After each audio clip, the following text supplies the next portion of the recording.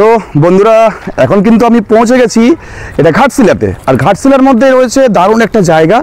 আর যে জায়গাটা দেখতেই পাচ্ছেন কত সুন্দর, এখানে শাল গাছ, তারপরে বিশাল একটা উঁচু একটা পাহাড়ের উপর। আর এটা কিন্তু সেই ফুলডুংরি পাহাড়। কোন ফুলডুংরি বলুন তো? যেখানে বিভূতিভূষণ বন্দ্যোপাধ্যায় বসে বসে আরণ্যক উপন্যাস লিখেছিলেন, সেই স্মৃতি বিজড়িত, মানে অর্থাৎ বিভূতিভূষণের স্মৃতি বিজড়িত সেই জায়গা, সেই ফুলডুংরি পাহাড়।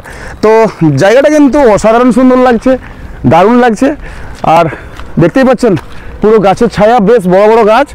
আর এই রাস্তা কিন্তু উঠে গেছে উপরের দিকে, দারুণ লাগছে, দারুণ লাগছে।